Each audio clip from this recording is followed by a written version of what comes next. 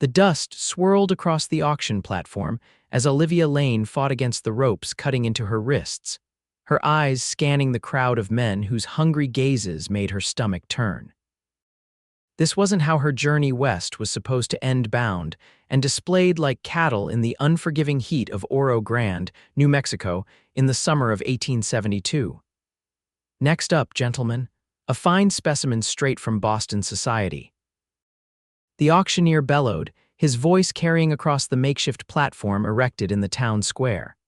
Pretty enough for your parlor, strong enough for your fields, bidding starts at $50. Olivia tried to stand tall despite the humiliation burning her cheeks. 3 weeks ago, she had been the respectable daughter of a merchant, traveling west to take a teaching position. Now, after bandits had attacked her stagecoach and murdered her traveling companions, she found herself here, her identification papers and letters of introduction stolen, leaving her with no way to prove her identity or purpose. $50, came a shout from the crowd. 60. Called another. Olivia closed her eyes briefly, willing herself not to cry. She had already cried enough during the past 3 days spent locked in a cellar beneath the auction house. She would not give these men the satisfaction of seeing her break. 75. A voice rang out from the back of the crowd. 80, countered a corpulent man with a red face, leering at her through tobacco-stained teeth. $100. The new voice cut through the noise, causing the crowd to part. A tall man stepped forward, his broad shoulders and confident stride immediately commanding attention. His dark hat shaded piercing blue eyes set in a sun-weathered face. Unlike the other bidders, he didn't leer at Olivia. Instead, his gaze met hers directly, assessing but not demeaning. Well, now we have a serious bidder, the auctioneer crowed. $100 from Mr. Abram Reed. Do I hear 110? The red-faced man spat on the ground. 110, 150, Abram Reed countered without hesitation. The crowd murmured. Most men in Oro Grande didn't have that kind of money to spend on a woman, no matter how comely. 150 going once, going twice. The auctioneer's gavel hovered in the air. Sold to Mr. Reed, relief washed over Olivia, quickly followed by a new wave of dread. She had been sold to a stranger, a cowboy, by the look of him. What would he expect of her? After exchanging money with the auctioneer, Abram Reed approached the platform. Up close, Olivia could see he was younger than she'd first thought, perhaps 30, with a clean-shaven face and a straight nose that had clearly been broken once. "Miss," he said simply, nodding to her as he took her by the elbow. The auctioneer laughed. "You want us to untie her for you, Reed?" "I'll handle it." His voice was quiet but firm as he led her from the platform. Whispers and crude suggestions followed them as they moved through the crowd. Olivia kept her eyes forward, her jaw clenched. Abram guided her toward a chestnut horse tethered to a hitching post outside the general store. "Hold still," he said once they were away from the crowd. For the first time, Olivia got a proper look at him. Beneath his worn leather vest and cotton shirt, she could see he was strongly built. A gun belt hung around his hips, the worn handle of his revolver suggesting it was more than just for show. To her surprise, he pulled a knife from his boot and carefully sliced through the ropes binding her wrists. As the bindings fell away, he gently took her hands in his, turning them over to examine the raw, red marks where the rope had chafed her skin. "They're hurt," he observed, his thumb passing lightly over the abrasions. Olivia stared at him, confused by the tenderness in his touch. "Why did you buy me?" she asked, her voice raspy from thirst and disuse. His blue eyes flickered up to meet hers. "That wasn't a proper auction, it was illegal." "Then why pay for me at all? Why not report it to the law?" A wry smile touched his lips. Sheriff Dawson was in that crowd, bidding 75. Olivia felt sick. What do you expect of me?" Abram released her hands and reached into his saddlebag, producing a canteen which he offered to her. "First, I expect you'll want some water. Then, I'd like to know your name and how you came to be on that auction block." Gratefully, she accepted the canteen and drank deeply before answering. "Olivia Lane. I was traveling from Boston to take a teaching position in Santa Fe when our stagecoach was attacked.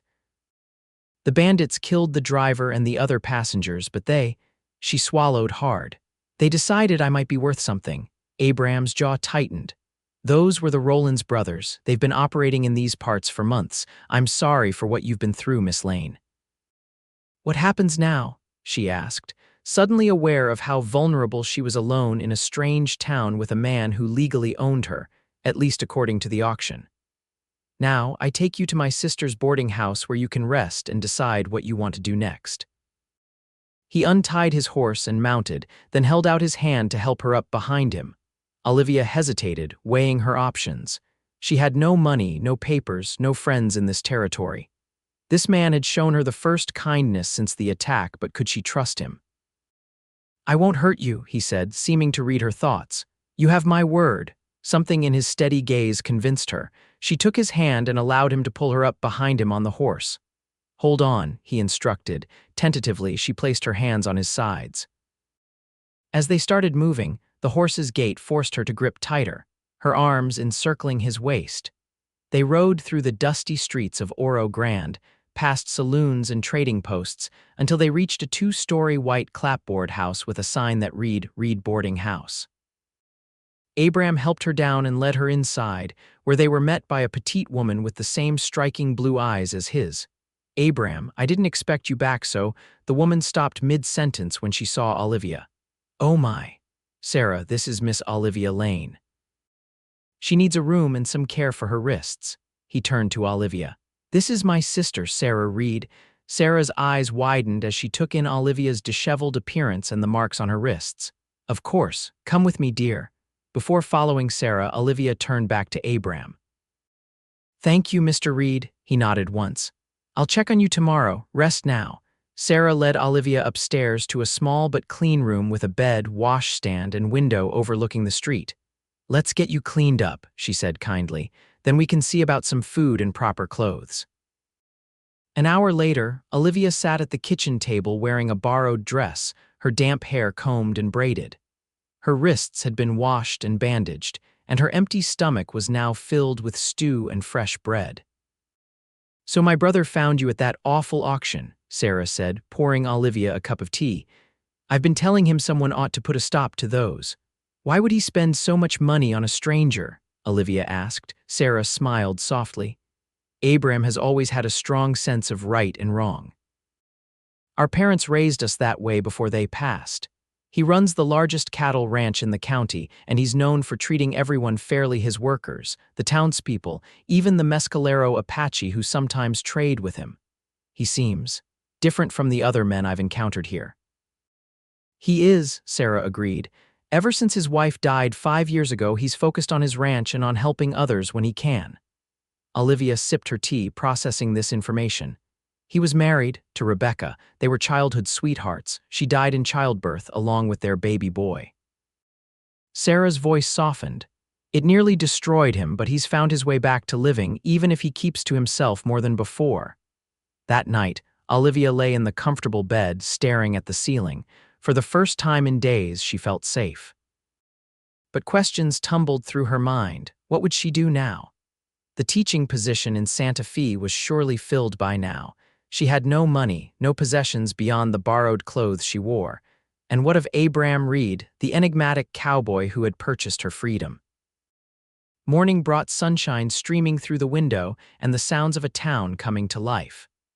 Olivia washed her face in the basin and dressed in the same borrowed clothes before making her way downstairs. In the dining room, several boarders were eating breakfast. Sarah greeted her warmly and introduced her to the others, a traveling salesman, an elderly couple visiting their son, and a young woman who worked at the general store.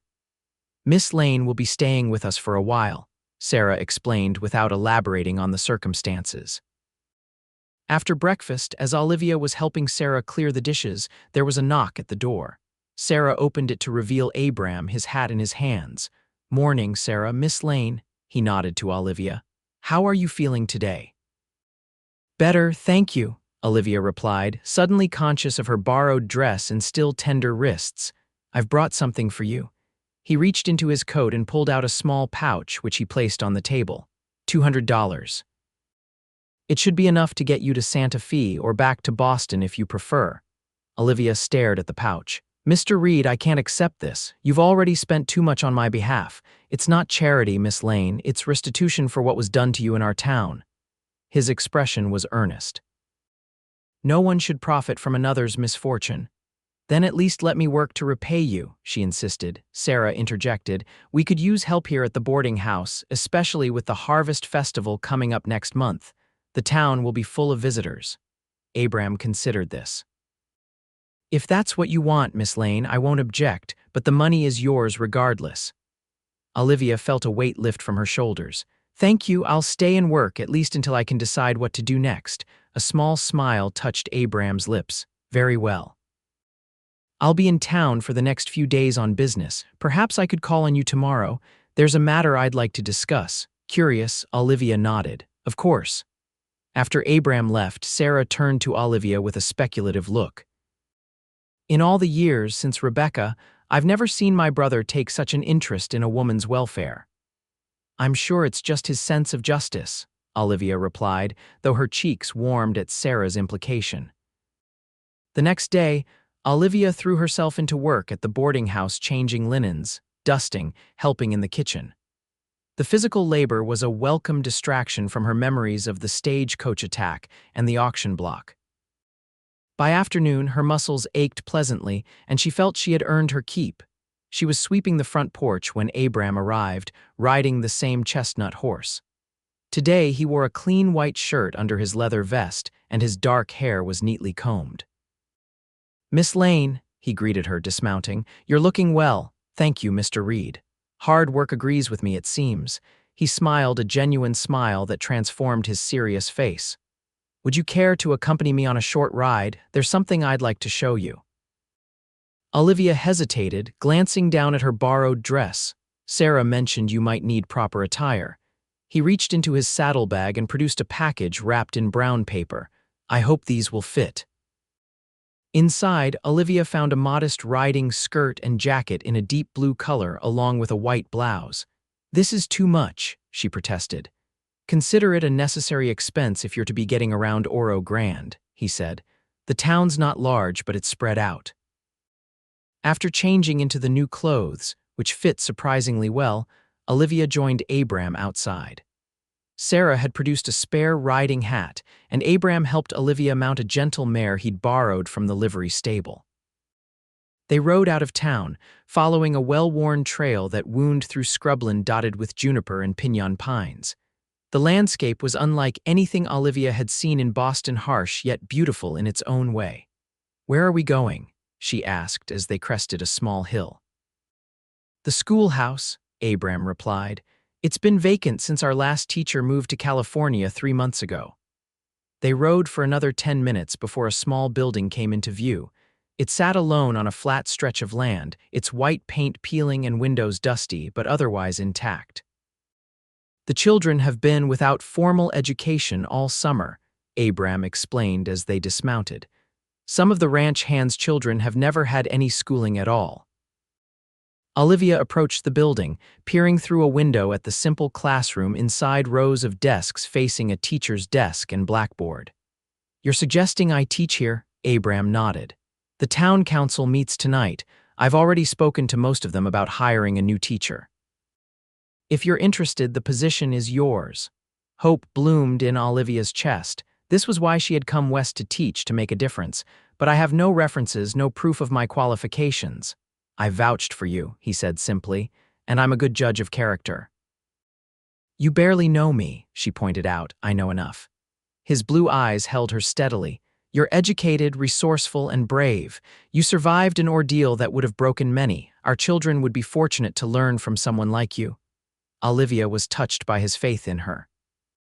Thank you, Mr. Reed. I would be honored to accept the position if the council agrees. They will. The confidence in his voice was unmistakable. They entered the schoolhouse, and Olivia ran her fingers over the dusty desks, already imagining them filled with students. When could I start? As soon as we clean this place up. School term usually begins after the Harvest Festival. Abram walked to the teacher's desk and opened a drawer, pulling out a ledger. Here's the attendance record from last year, 27 students, ages 6 to 16. Olivia took the book, scanning the names. So many different surnames. It seems quite diverse for such a small community. Oro Grande was built on silver mining, but now it's mostly ranching, farming, and trade. We have families from all over American, Mexican, European immigrants. He paused. Teaching here won't be easy. Some of the older boys only attend when their fathers don't need them for ranch work, and a few of the families speak little English. I welcome the challenge, Olivia said, meaning it. After what she'd survived, teaching in a frontier schoolhouse seemed manageable, even exciting. They spent another hour at the schoolhouse, with Abram showing her the small library of books and explaining the town's expectations for the curriculum. As they prepared to leave, Olivia found herself reluctant to end their time together. "Mr. Reed," she said as he helped her mount the mare, "you've done so much for me, I don't know how to thank you properly." His hands lingered at her waist a moment longer than necessary. "Seeing this schoolhouse filled with children learning again will be thanks enough." Their ride back to town was companionable, with Abram pointing out landmarks and sharing stories about Oro Grande's history.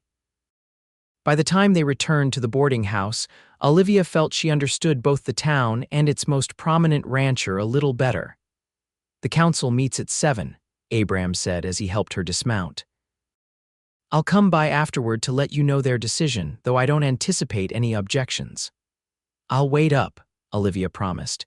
That evening, after helping Sarah serve dinner to the boarders, Olivia sat in the parlor, nervously embroidering a handkerchief. Sarah had loaned her a sewing basket, insisting that keeping her hands busy would help pass the time. "You've made quite an impression on my brother," Sarah remarked as she joined Olivia on the settee. Olivia blushed. "He's been very kind." "Kind, yes, but there's more to it." Sarah's eyes twinkled. "I haven't seen him this animated in years." Before Olivia could respond, the front door opened and Abram stepped into the parlor. His expression gave nothing away as he removed his hat. "Well," Sarah demanded, a slow smile spread across his face. "Miss Lane, the council has unanimously approved your appointment as Oro Grande's new schoolteacher, with a salary of $40 per month plus lodging in the teachers' quarters behind the schoolhouse." Joy surged through Olivia. "That's wonderful news, thank you." "There's more," Abram continued. "Marshal Jenkins has received word that they captured 2 of the Rollins brothers near Las Cruces. He'd like you to identify them tomorrow if you're willing." The prospect of facing her captors sent a chill through Olivia, but she straightened her shoulders. "Of course, I want to see them brought to justice."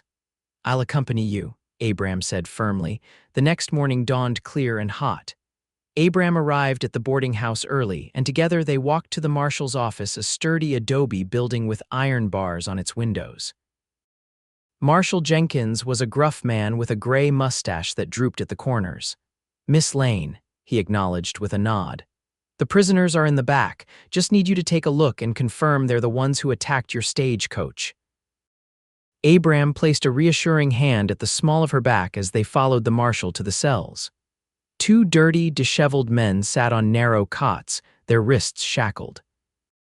Olivia's heart raced as she recognized them immediately. The younger one had held her at gunpoint, while the older one murdered the driver.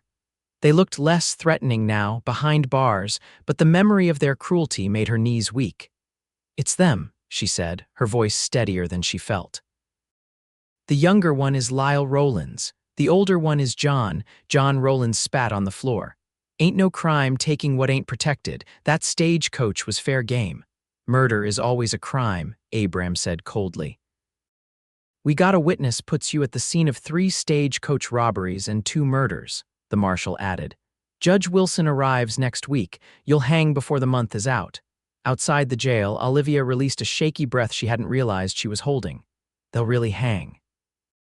Abram nodded grimly. "The territory doesn't tolerate road agents. The 3rd brother is still out there, though, Frank Rollins, the ringleader."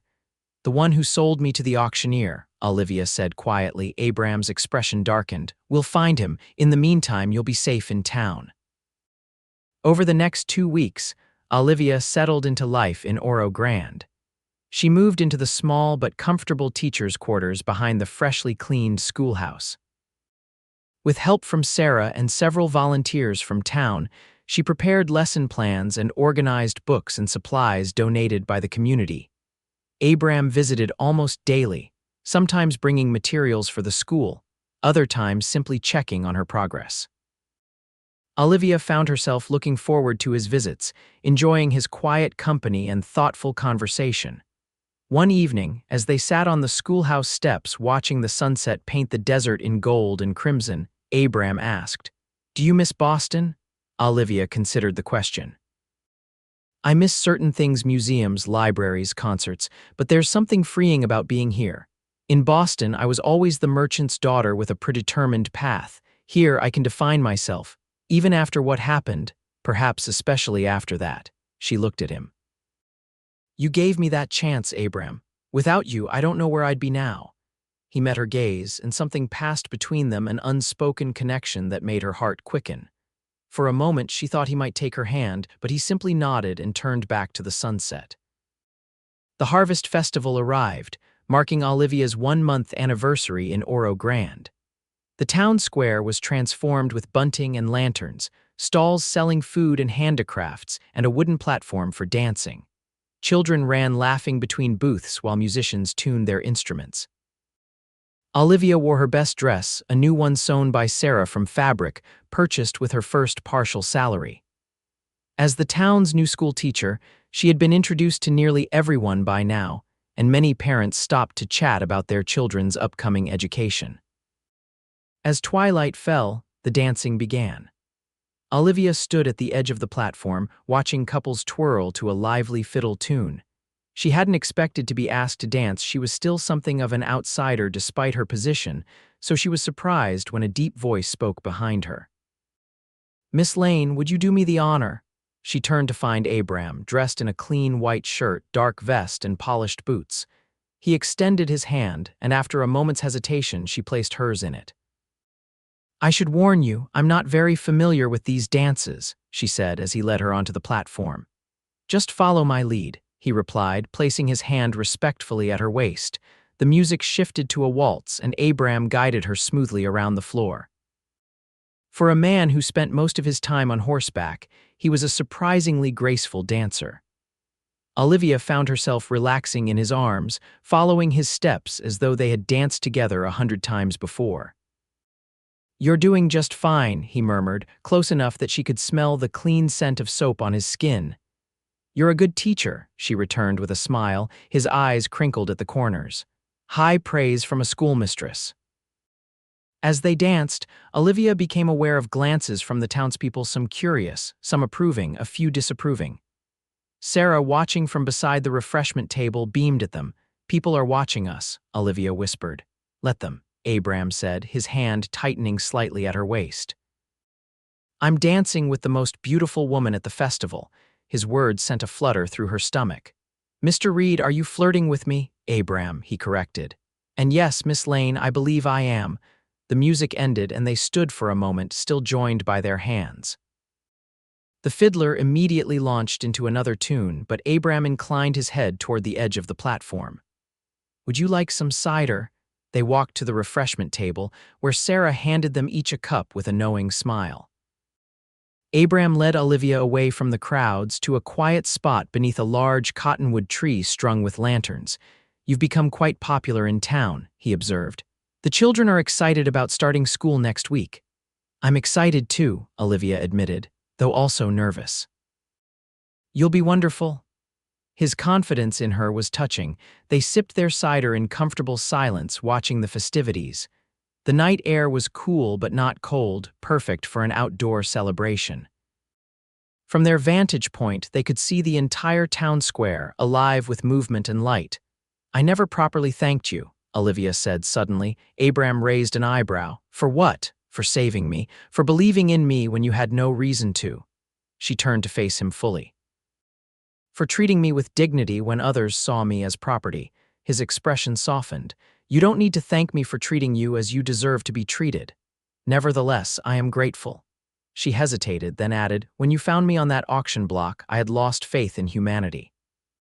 You restored it." Abram set down his cup and took her hand, his calloused fingers gentle against her skin. Olivia, he said, using her given name for the first time, finding you may have been the most fortunate day of my life. Her heart pounded as he stepped closer. Why do you say that? Because you've brought something back to Oro Grande that we'd been missing: hope, passion for learning, a fresh perspective. He paused. And you've brought something back to me that I thought was gone forever. What's that? She whispered, the desire to care for someone again. His blue eyes held hers, vulnerable yet determined. I know it's too soon. You're just beginning your life here, and my history, it's complicated. But I wanted you to know that I admire you, Olivia Lane, not just for your courage, but for your kindness, your intelligence, your determination. Olivia's throat tightened with emotion. No man had ever spoken to her this way, with such honest admiration, free from artifice or expectation. Abram, she began, but was interrupted by shouts from the town square. They turned to see commotion at the edge of the festival. A man on horseback had ridden into the gathering, scattering people in his path. Even from a distance, Olivia could see he was waving a gun. Stay here, Abram ordered, already moving toward the disturbance, but Olivia froze as recognition dawned. The man's face, illuminated by the festival lanterns, was unmistakable Frank Rowlands, the third brother, the one who had sold her at auction. Without thinking, she followed Abram, pushing through the crowd that had backed away from the intruder. Where is she? Rowlands was shouting, his words slurred with alcohol. Where's that Boston girl? She got my brother's sentence to hang. Marshal Jenkins approached cautiously, his hand on his holstered gun. Put the weapon down, Rowlands, you're drunk. Not till I find her. Rowlands swung his gun toward the crowd. I know she's here. Somebody point her out or I start shooting. Abram had reached the inner circle now, positioning himself between Rowlands and the townspeople. Get off that horse and face justice like a man, Rowlands. The outlaw's bloodshot eyes narrowed. Reed should have known you'd be here. You're the one bought her at auction, ain't you? Where you hiding her? I'm right here. Olivia stepped forward, ignoring Abram's gesture to stay back. Her heart hammered in her chest, but she kept her voice steady. I'm not hiding. Rowlands grinned maliciously, revealing tobacco-stained teeth. Well, the schoolmistress herself. He aimed his gun at her. You cost me a lot of money and my brother's lives. Your brothers are murderers, Olivia said clearly, aware of the hushed crowd around them, and you're no better. Brave words for a woman about to die. Rowlands cocked his pistol. Several things happened at once. Abram lunged toward Olivia, pushing her aside. Marshal Jenkins drew his weapon, and a shot rang out, echoing across the festival grounds. Rowlands jerked in his saddle, a look of surprise crossing his face before he toppled sideways to the ground. Behind him stood Sarah Reed, a small derringer in her hand, smoke still curling from its barrel. Nobody threatens my family, she said firmly. Marshal Jenkins hurried to check Rowlands, who was clutching his shoulder and cursing. Just winged him, the lawman announced. Good enough to bring him in. He handcuffed the wounded outlaw and, with help from 2 deputies, dragged him away toward the jail. Abram turned to Olivia, his face pale with fear for her. Are you all right? She nodded, though she was trembling. Yes, thanks to Sarah. Sarah joined them, tucking the small gun back into her reticule. I've carried that since our parents were killed by raiders, she explained to Olivia. Never thought I'd use it in the middle of the harvest festival. You saved my life, Olivia said, embracing the older woman. Thank you. As the excitement died down and the festival slowly resumed, Abram kept Olivia close to his side. You shouldn't have confronted him, he said, his voice tight with residual fear. He could have killed you. I couldn't hide, Olivia replied. Not anymore, not after everything. His expression softened with understanding. He took her hand and led her away from the crowded square, back toward the schoolhouse. They walked in silence through the darkened streets, the sounds of the festival fading behind them. At her door, Abram finally spoke. I thought I was going to lose you tonight. Before I ever really had the chance to know you. Olivia looked up at him, seeing the raw emotion in his eyes. I'm still here, she said softly, slowly, giving her time to pull away if she wished. He raised his hand to her cheek. His touch was warm and gentle, his calloused fingers a reminder of the hard work that had shaped his life. Olivia, he murmured, I know you've been through hell, I know you need time, but I want you to know that I'm here whenever you're ready. She placed her hand over his. What if I'm ready now? Surprise flickered across his face, followed by a cautious hope. Are you certain? There's no rush. In answer, Olivia rose on her tiptoes and pressed her lips to his. The kiss was gentle at first, tentative, but deepened as Abram's arms encircled her waist, drawing her closer. His lips were warm and surprisingly soft against hers, and she found herself melting into his embrace. When they finally parted, both slightly breathless, Abram rested his forehead against hers. I've wanted to do that since the day I found you. Even when I was dusty and disheveled, she teased, especially then. He smiled, tucking a strand of hair behind her ear. You were the bravest person I'd ever seen, standing there with your head high despite everything. Olivia's heart swelled with affection for this man who had seen her worth when she was at her lowest. Will you come to dinner tomorrow? I'd like to cook for you in my new home. I'd be honored, he replied, placing one more soft kiss on her lips before reluctantly stepping back. Sleep well, Olivia. Good night, Abram. The next day, Olivia woke with a sense of purpose and happiness she hadn't felt in a long time. School would begin in 2 days, and tonight, Abram would come to dinner. She spent the morning arranging her classroom one final time, then went to the general store to purchase supplies for the evening meal.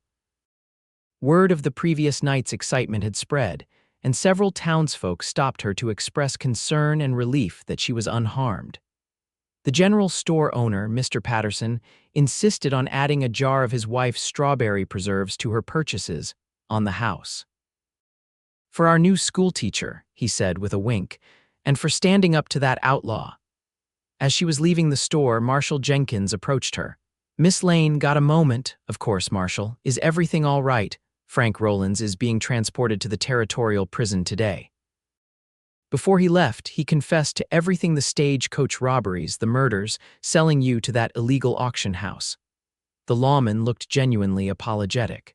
I wanted to say I'm sorry for what happened to you in our town. That auction was operating right under my nose, and I didn't stop it. You can't be everywhere, Marshall, Olivia said graciously. Maybe not, but I should have been there. Instead, it took Abram Reed to do what was right. Jenkins tipped his hat. You've got a good man watching out for you. Yes, she agreed, smiling. I believe I do. That evening, Olivia prepared a simple but delicious meal: roast chicken with potatoes and carrots, fresh bread she'd baked herself, and a berry cobbler using Mr. Patterson's preserves. She set her small table with care, using the few dishes and linens she'd purchased with her first salary. Abram arrived promptly at 6, bearing a bouquet of wildflowers and a bottle of wine. From Sarah's garden, he explained, handing her the flowers. And this is from my own small vineyard, not quite California quality, but drinkable. You have a vineyard? Olivia asked, surprised. Just a few acres, an experiment. Ranching is my main business, but I like to try new things. He glanced around her small quarters appreciatively. You've made this place your own already. It's amazing what a few touches can do, she agreed, arranging the flowers in a jar. Please sit. Dinner is ready. Over the meal, they talked easily about the upcoming school term, Abram's ranch, and their shared love of books. Olivia learned that Abram had been educated back east before returning to take over his father's ranch, and that he maintained an impressive library in his ranch house. You should come see it sometime, he said. I think you'd appreciate it. There are books there that might be useful for your students. I'd like that, Olivia replied, imagining a house filled with books. As they shared the cobbler for dessert, Abram grew more serious.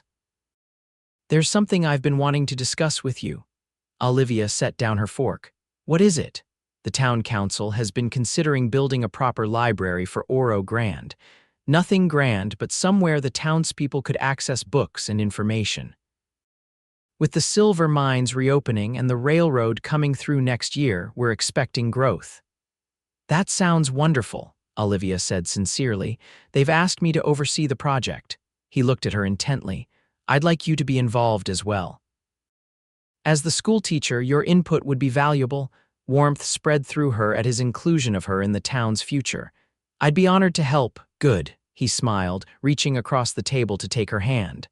I was hoping you'd say that. After dinner, they sat on the small porch behind her quarters, watching stars appear in the clear desert sky. Abram's arm rested comfortably around her shoulders, and Olivia leaned against him, savoring his warmth and strength. "Tell me about your life before Boston," he requested. "You rarely mention your childhood," Olivia sighed. "There's not much to tell. My father was a struggling shopkeeper in a small town outside Philadelphia. My mother died when I was 12, and it was just the two of us until he remarried when I was 16. My stepmother was difficult. When my father died 3 years later, she made it clear I was no longer welcome. I went to Boston, found work as a governess, saved for teachers' college, and eventually heard about the position in Santa Fe." Abram's arm tightened around her. "You've been on your own for a long time." "Yes," she admitted. "But I'm not anymore, am I?" He turned to look at her, his eyes reflecting the starlight. "No, you're not. Not as long as I have anything to say about it." The first day of school arrived bright and early. Olivia stood at the schoolhouse door, welcoming each student with a smile and a personal greeting. Some were shy, others boisterous, but all seemed curious about their new teacher. To her surprise, Abram arrived with the last group of students' ranch hands children who lived too far to walk. He had brought them in his wagon and stayed to watch as Olivia called the class to order. "Welcome to a new school year," she began, surveying the rows of faces, young and old, boys and girls from various backgrounds. "My name is Miss Lane, and I'm honored to be your teacher." From the back of the room, Abram caught her eye and nodded encouragingly. Olivia felt a surge of confidence as she continued her introduction and outlined her expectations for the term ahead. By the end of that first week, Olivia had fallen into a comfortable routine.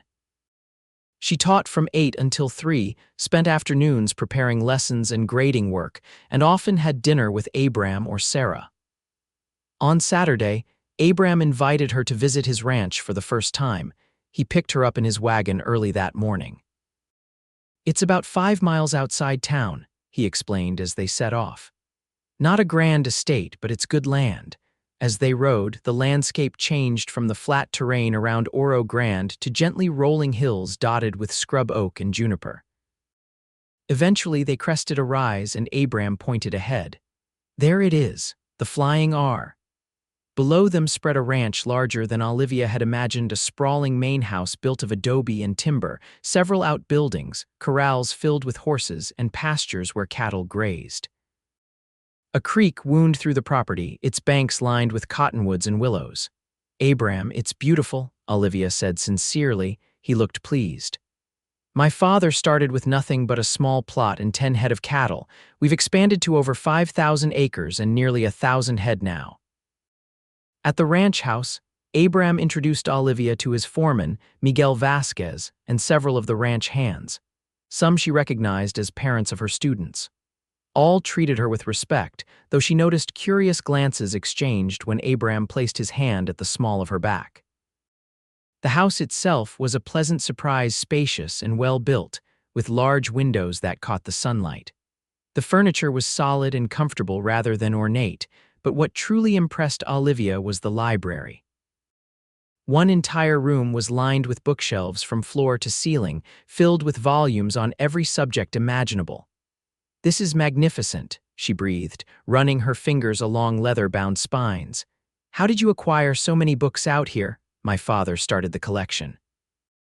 I've added to it whenever possible, ordering from catalogs, buying from travelers, having friends ship boxes from back east." He watched her explore with obvious pleasure. "Feel free to borrow anything that might help with your teaching." Olivia selected several books that seemed appropriate for her older students, and Abram showed her the rest of the house, a large kitchen where a woman named Consuela was preparing lunch, a formal dining room, several bedrooms, and a comfortable sitting room with views of the distant mountains. After lunch, they rode out to see more of the ranch. Abram pointed out landmarks and explained his breeding program for both cattle and horses. His pride in the land and his work was evident in every word. "My grandfather first came to this valley in 1830, he told her as they paused atop a ridge overlooking a lush meadow. "He married a woman from the Mescalero Apache tribe, which is why my father and I were accepted by the local bands when others weren't. My grandmother taught him how to survive in this country." Olivia looked at him with new understanding. That explains your coloring the blue eyes from your European side, but the darker complexion from your Apache heritage, he nodded. Some people in town don't approve of the mixed blood, but most have accepted our family because of what we've built here. It's a remarkable legacy, Olivia said. You should be proud. Abram turned to her, his expression serious. I am proud and I hope, someday, to pass it on to children of my own. The implication hung in the air between them. Olivia felt her cheeks warm but held his gaze. I think any child would be fortunate to grow up here. His smile told her he understood her meaning. As autumn progressed, Olivia's relationship with Abram deepened. He called on her several times a week, taking her on rides through the countryside, escorting her to town events, and often simply sitting with her on the schoolhouse porch as the sun set, talking about their days. The townsfolk had accepted their courtship, even those who had initially been skeptical of the new schoolteacher's suitability for Oro Grande's most eligible rancher. Sarah was openly delighted, telling anyone who would listen that her brother had finally found happiness again. On a crisp November evening, 2 months after school had begun, Abram invited Olivia to dinner at the ranch. I'd like you to meet someone special, he said mysteriously. Curious, Olivia agreed. When they arrived at the ranch house, she was surprised to find an elderly Native American woman sitting in the parlor. Her face was deeply lined, her long gray hair braided and wrapped with colorful cloth, but her dark eyes were sharp and assessing. Olivia, this is Morning Star, Abram said respectfully. She is my grandmother's sister and a respected elder of the Mescalero people. She has ridden 3 days to meet you. Olivia curtsied slightly, unsure of the proper protocol. I'm honored to meet you, Morning Star. The old woman studied her for a long moment, then spoke in accented but clear English. So you are the woman who has captured my nephew's heart. Sit, let me look at you properly. Feeling somewhat like a specimen under examination, Olivia sat beside the elder.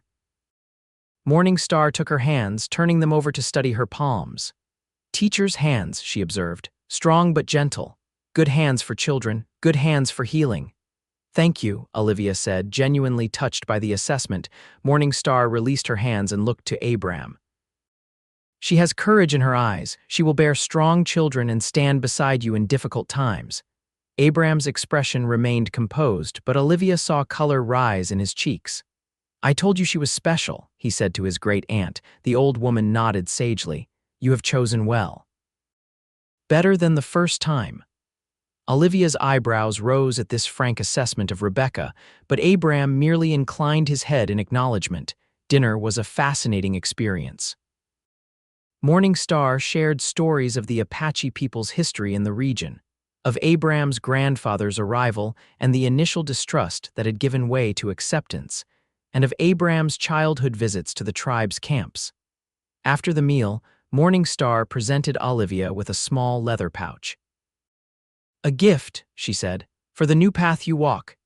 Inside was a beautifully crafted pendant, a small turquoise stone wrapped in intricate silver wire. It's exquisite, Olivia said, genuinely moved by the gesture. Turquoise brings protection and healing, Morning Star explained. Silver binds the heart to truth. Wear it close. Later, after Morning Star had retired to the guest room, Abram and Olivia stood on the porch, looking out at the star-filled sky. I hope my great-aunt didn't make you uncomfortable, Abram said. Olivia shook her head. Not at all. She's remarkable. I'm honored that she wanted to meet me, she insisted. Abram turned to face her, taking both her hands in his. In Apache tradition, an elder's blessing is important before a man asks a woman to be his wife. Olivia's heart skipped a beat. Abram. He reached into his pocket and withdrew a small ring, a single diamond set in silver, simple but elegant. I know it's soon. We've known each other only a few months, but I've never been more certain of anything in my life. He dropped to one knee, still holding her hand. Olivia Lane, I love you. Will you do me the honor of becoming my wife? Tears welled in Olivia's eyes. When she had boarded that stagecoach in Boston, she could never have imagined ending up here, falling in love with a rancher in New Mexico territory, building a new life from the ashes of tragedy. Yet somehow it felt right, as though all the hardship had led her precisely where she was meant to be.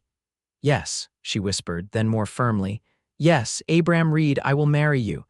His face broke into a radiant smile as he slipped the ring onto her finger. Standing, he wrapped his arms around her waist and lifted her off her feet in an exuberant embrace before kissing her deeply. When they finally parted, both breathless, Abram pressed his forehead to hers. I promise to spend every day making you happy. You already do, Olivia assured him. They were married on Christmas Eve in Oro Grande's small church, decorated with pine boughs and candles for the holiday. Sarah served as Olivia's matron of honor, while Miguel Vasquez stood as Abram's best man. Morning Star had stayed for the ceremony, her presence lending an air of solemnity and blessing to the proceedings. The entire town turned out for the celebration that followed. Olivia's students presented her with a handmade quilt, each square sewn by a different family. The town council announced that the new library would be named in honor of the newlyweds, the Reed Library of Oro Grande. As Abram and Olivia danced their first waltz as husband and wife, she marveled at the journey that had brought them together. Do you ever think about that day at the auction? She asked quietly, how different everything might have been if you hadn't been there. Abram's arms tightened around her. I believe we were meant to find each other, Olivia. If not that day, then another. Some things are written in the stars. Like your grandmother's people believe, he nodded. Like they believe. That night, in the privacy of their bedroom at the ranch house, now their home, Abram untied the ribbons of Olivia's wedding gown with the same gentle hands that had once untied her bound wrists. As the dress slipped away, he kissed each of the faint scars that remained from the rope burns, erasing the painful memory with tenderness. I love you, he whispered against her skin. Every part of you, your strength, your kindness, your determination. Olivia's heart swelled with emotion as she drew him closer. And I love you, Abram Reed, for seeing me when I was invisible, for believing in me when I had lost faith, for loving me exactly as I am. Their first night as husband and wife was a revelation of passion and deep connection, healing the last lingering wounds of their respective pasts and binding them together in a way neither had thought possible again. Spring brought new life to the Flying R Ranch. The cattle gave birth to calves, wildflowers carpeted the hillsides, and Olivia discovered she was expecting their first child. When she shared the news with Abram, he sat down abruptly on the porch steps, overcome with emotion. A baby, he whispered, placing his hand reverently on her still flat stomach. Our baby. Remembering the tragedy of his first marriage, Olivia knelt before him, taking his face in her hands. This child will be born healthy and strong, she assured him. I can feel it. He drew her into his arms, holding her as though she were the most precious thing in the world. I never thought I'd have this chance again. We'll face it together, she promised. Whatever comes. Olivia continued teaching until the end of the school year in May, by which time her pregnancy was beginning to show. The school board readily agreed to hire a temporary replacement for the fall term, with the understanding that Olivia would return the following year if she wished. As her body changed with the growing child, Abram was attentive to her every need. He expanded the ranch house, adding a nursery adjacent to their bedroom. Sarah visited often, bringing baby clothes she had sewn and advice from her years of midwifery experience. In late October, as the aspen trees turned gold in the mountains, Olivia went into labor. Morning Star had returned for the birth, bringing traditional medicines and wisdom. With Sarah and the Apache elder attending her, and Abram holding her hand through each contraction, Olivia delivered a healthy baby boy just as dawn broke over the eastern hills. Andrew, she whispered as Abram placed their son in her arms for the first time. After your father. Tears glistened in Abram's eyes as he gazed at his wife and child. Andrew Reed, he agreed. Welcome to the world, son. Morning Star performed a blessing ceremony for the baby, marking his forehead with a mixture of sacred pollen and spring water. This child bridges two worlds, she proclaimed. He carries the strength of his ancestors on both sides. He will grow to be a leader of men. As the first snowflakes of winter began to fall, Abram and Olivia sat before the fireplace in their home, baby Andrew sleeping peacefully in his mother's arms. The ranch was quiet, the cattle sheltered in protected pastures, the ranch hands gathered in their bunkhouse for the evening.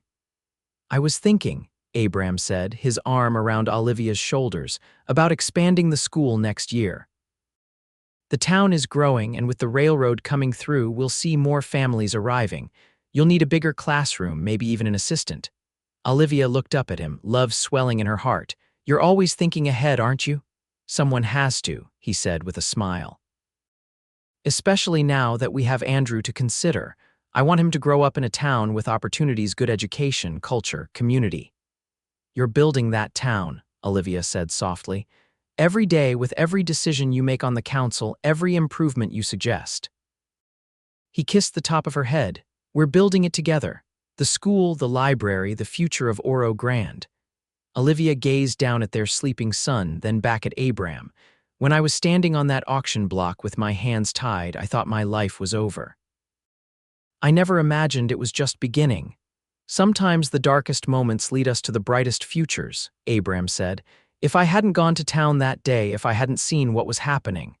"But you did," Olivia reminded him. "You saw me, Abram. Not as property to be bought, but as a person to be saved. You untied my hands and held them gently when everyone else saw only something to use." She turned her palm up, entwining her fingers with his.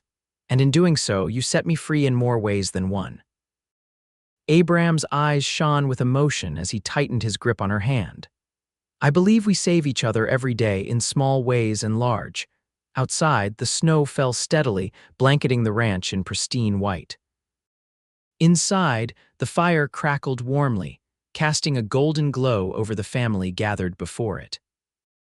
Olivia leaned against her husband's solid strength, their child secure between them, and knew with absolute certainty that she had found her true home not in a place, but in the heart of the man beside her, the man who had once untied her bound hands and now held her heart with the same gentle care.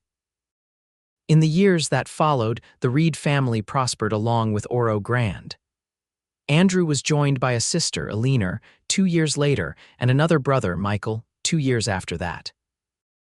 Abram expanded the Flying R Ranch to become one of the largest and most successful cattle operations in the territory, while Olivia divided her time between teaching and raising their children.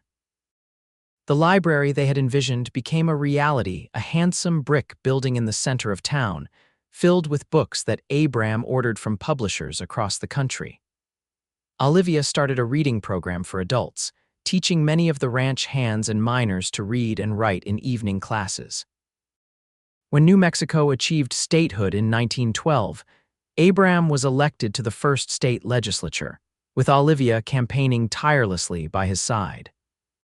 Their children grew up strong and educated, with Andrew eventually taking over management of the ranch, Eleanor becoming a doctor, and Michael following his father into politics. Through it all, Abram and Olivia remained devoted to each other, their love deepening with each passing year.